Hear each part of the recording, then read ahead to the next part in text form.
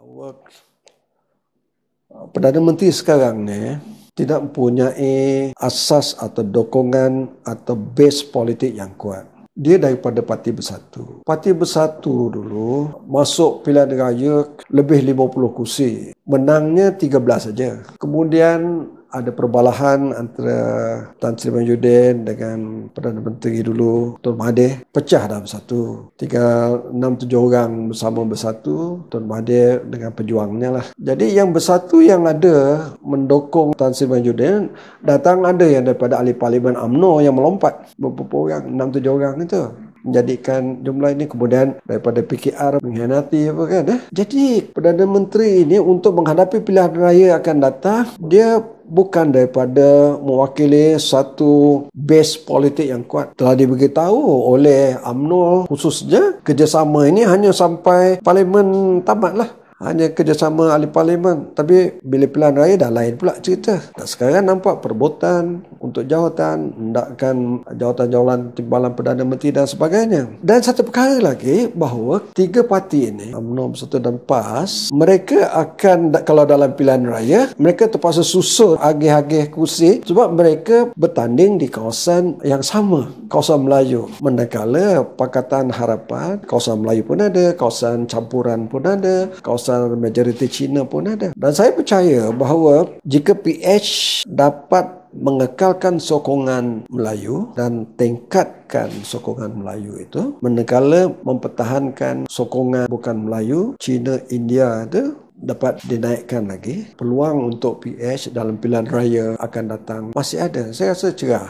Satu contohnya kalau kita lihat di Sabah baru ni, di kawasan-kawasan bandar umpamanya yang keadilan menang, DAP menang, kita lihat sokongan undi daripada masyarakat Tionghoa umpamanya terhadap PH, calon-calon keadilan dan DAP masih kuat. Hanya kegairahan untuk macam tahun 2018 tu, pengundi-pengundi balik ramai-ramai keluar menyokong. Jadi PH sekarang ialah pimpinannya kena secara jujur mengolah naratif politik yang baru. Kalau dulu kita kata jatuhkan Najib, GST dan sebagainya, naratif itu sesuai pada waktu itulah. Sekarang mesti ada naratif yang baru. Pada orang tak bekerja macam mana? 700,000. Mahasiswa, graduate 500,000 tak ada kerja bagaimana? Orang diberhentikan, Melindo Act, berbuang pekerja beribu-ribu. Kan? Jadi kena naratif dalam keadaan hasil daripada masalah yang kita hadapi sekarang. Jadi perlu dibina satu naratif yang baru, iaitu untuk memberi keyakinan pada rakyat. Kalau rakyat nampak bahawa Pakatan Harapan ini boleh memberi keyakinan, akan sokong. Dan satu perkara lagi dalam keadaan sekarang, saya tak tahu sejauh mana benarnya, ada survey yang mengatakan ada disebut tiga ahli politik yang bukan popular tapi yang rakyat tak suka.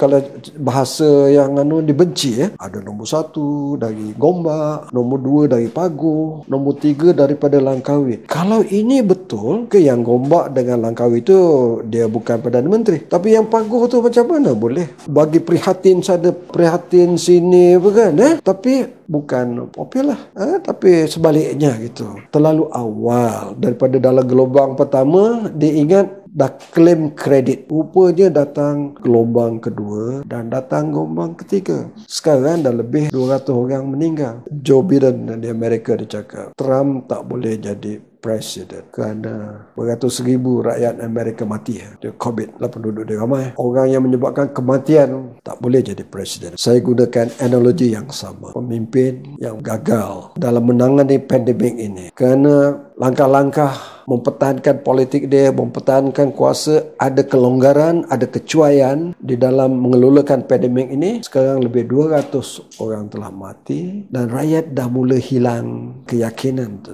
Nasib baiklah kita masih ada pengarah kesihatan tu yang setiap hari orang kesian.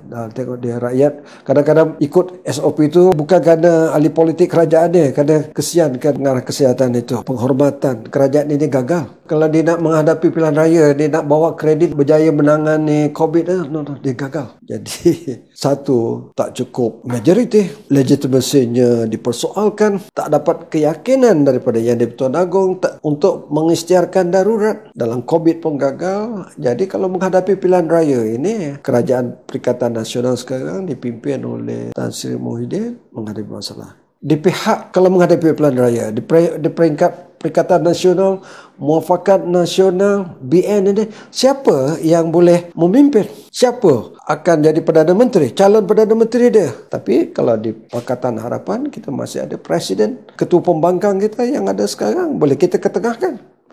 Yang